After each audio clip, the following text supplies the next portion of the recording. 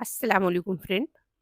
आज हम बनाएंगे 1 कप पोहे से बहुत ही ज़बरदस्त अनोखा ब्रेकफास्ट नाश्ते की रेसिपी।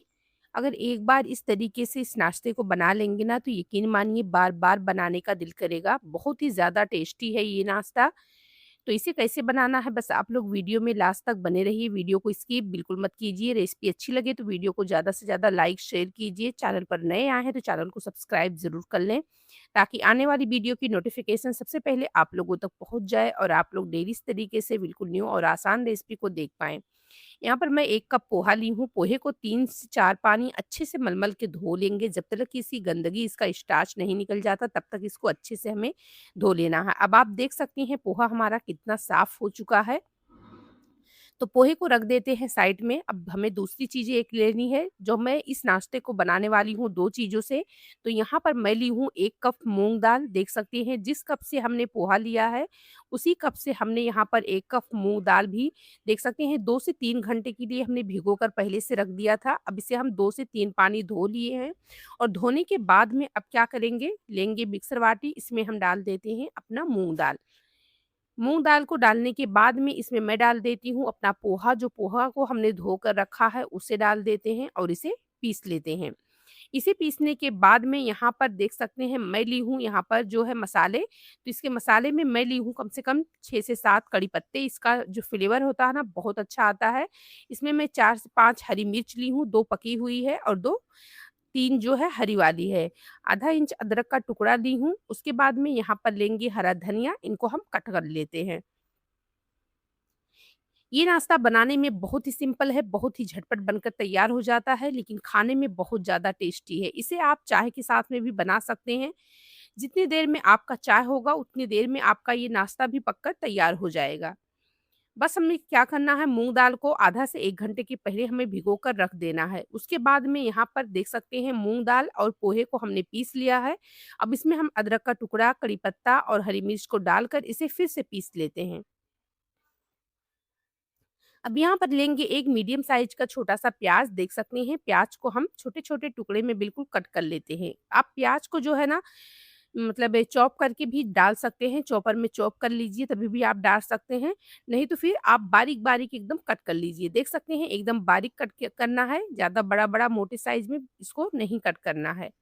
अब यहाँ पर हमारा प्याज कट हो चुका है, तो चलिए अब यहाँ पर देख सकते हैं हमारा पोहा और जो मूँग दाल है वो भी पिसकर तैयार हो चुका है। तो इसे एक बर्तन में किसी भी एक बाउल में इसे निकाल लेते हैं। आपने देखा है हमने जब पोहे और दाल को मूँग दाल को जब हम पीसे हैं ना, तो इसमें हम पानी नहीं डाले हैं क्योंकि जो पोहे के अंदर जो मॉइस्चर है, जो पानी उसने सोखा है ना और जो हमारी दाल जो भिगोई हुई थी ना, उसी से उसी दोनों को ना हमने एक साथ में मिलाकर पीस लिया है।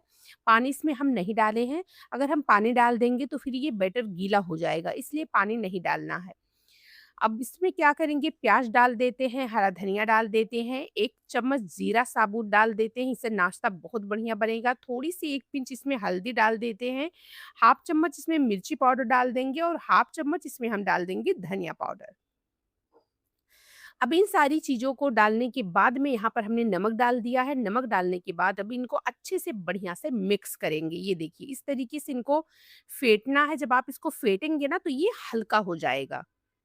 हम इसमें कोई इनो, कोई सोडा नहीं डालने वाले हैं, फिर भी मैं आपको दिखाऊँगी ये अंदर से बिल्कुल जालीदार है, हार्ड नहीं है, क्योंकि हमने इसको पोहे से बनाया है, इसके अंदर हमने पोहा डाला है तो इस ये हार्ड नहीं बनेंगे।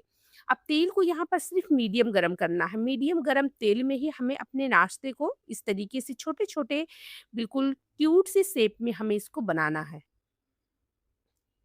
बारिश का मौसम है, बारिश का सीज़न है, बारिश के सीज़न में हम चाय कितने सारे पीते हैं, बारिश जब भी होती है बस चाय ही पीने का दिल करता है, तो आप चाय के साथ में इस नाश्ते को बनाकर देखिए, यकीन मानिए गाइस बार-बार खाना चाहेंगे, इतनी ज़बरदस्त ये रेसिपी है। अगर आपके घर कोई मेहमान गाइस आ जाए ना, तो उन्हें भी आप बनाकर इस नाश्ते को खिला सकते हैं, बहुत ही बढ़िया है और बहुत ही झटपट बनकर तैयार भी हो जाता है।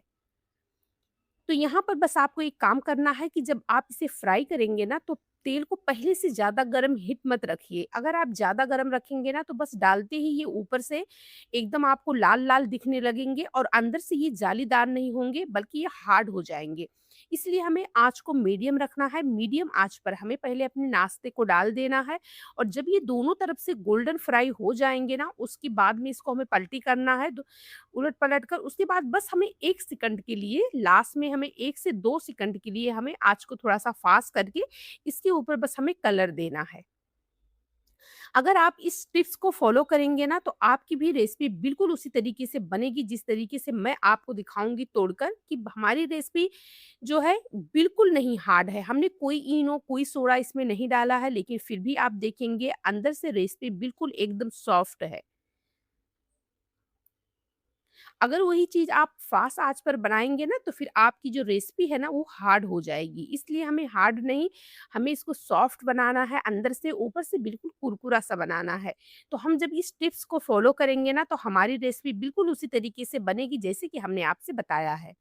ये छोटी-छोटी सी जो टिप्स होती है, ट्रिक होती है ना, ये हमारे खाने को सबसे बेस्ट बनाती है। इसलिए खाने के अंदर टिप्स और ट्रिक को फ़ॉलो करना बहुत ज़रूरी होता है। अब यहाँ पर आप देख सकते हैं ये बहुत बढ़िया से फ्राई हो चुकी है। आँच को हमने इस टाइम पर थोड़ा-सा फ़ास्ट किया है, जैसे कि हमने आपसे वीडियो में पहले ही बता दिया है कि लास्ट टाइम पर थोड़ा-सा रेसिपी में कलर देने के लिए थोड़ा-सा जो है आँच को थोड़ा-सा फ़ास्ट कर दीजिए 1 से 2 सेकंड के लिए। उसके बाद में आप देख सकते हैं यहाँ पर हमारा नाश्ता बन गया है, तो चलिए इसी तरीके से जो बाकी का नाश्ता है ना, उसे भी बना लेते हैं। अब बाकी का नाश्ता बनाने के लिए फिर से उसी प्रोसेस को हम शुरू जो है स्टार्ट करेंगे। यहाँ पर आँच को हमने मीडियम रखा है, मीडियम आँच पर ही हम अपने नाश्ते को डाल देते हैं और ये नाश्ता डालते ही ना आँच जो है ये देखिए गाइस तेल ठंडी पड़ने लगी है, देख सकते हैं। देखिए, जब हमने स्टार्टिंग में डाला है तो आँच थोड़ा तेल एकदम मतलब गरम था तो फिर देख सकते हैं कि कितना फटाफट ऐसे लग रहा था कि आँच फ़ास्ट है। लेकिन जब हमने नाश्ते को डाल दिया है तेल के अंदर तो देख सकते हैं तेल मीडियम हो गया है खुद ब खुद। और आप देख सकते हैं कि हमने दोबारा डाला है, तेल गरम था लेकिन हमने पलटी भी कर दिया है, फिर भी आप देख सकते हैं यहाँ पर आँच बिल्कुल मीडियम है। यानी हमारे जो रेसिपी है उनके ऊपर हार्ड कलर, गोल्डन कलर जल्दी से तुरंत नहीं आया है, आप देख सकते हैं। फिर से हम उसी प्रोसेस को दोहराएँगे। उसी प्रोसेस को दोहराने के बाद में यहाँ पर देख सकते हैं बिल्कुल फूला-फूला सा हमारा नाश्ता बना है। हमने छोटी-छोटी पीसेस को डाली थी, पतली-पतली डाली थी लेकिन यहाँ पर आप देख सकते हैं हमारा जो नाश्ता है वो एकदम फूला-फूला सा है। मैं आपको तोड़ कर दिखाऊँगी कि अंदर से हमारा नाश्ता कितना सॉफ्ट है। क्योंकि जब आप फेंट लेते हैं ना, जब आप दाल हो या चावल हो, कोई भी चीज़ हो, जब आप उसको फेंट लेते हैं ना, तो वो हल्की हो जाती है। अगर नहीं फेंटते हैं, तो फिर वो हार्ड रहता है, तो फिर फेंट ज़रूर लीजिए, तो फिर आपको इनो, फिर सोडे की ज़रूरत नहीं पड़ेगी। अब यहाँ पर मैंने अपने नाश्ते को गार्निश करके आपको दिखा दिया है, देख सकते हैं कि तो चलिए इसे तोड़कर भी आपको दिखा देते हैं कि ये अंदर से देख लीजिए कितनी जालीदार है, कितना सॉफ्ट है, ये देखिए गाइस, देख सकते हैं ना, बिल्कुल अंदर से हल्की-सी है। तो गाइस रेसिपी अच्छी लगी है तो प्लीज़ वीडियो को ज़्यादा से ज़्यादा लाइक करें, शेयर करें। हमारे चैनल पर पहली बार आए हैं तो चैनल को सब्सक्राइब ज़रूर कर लें। चलिए फिर मिलेंगे नई वीडियो में नई रेसिपी के साथ में। अस्सलाम वालेकुम।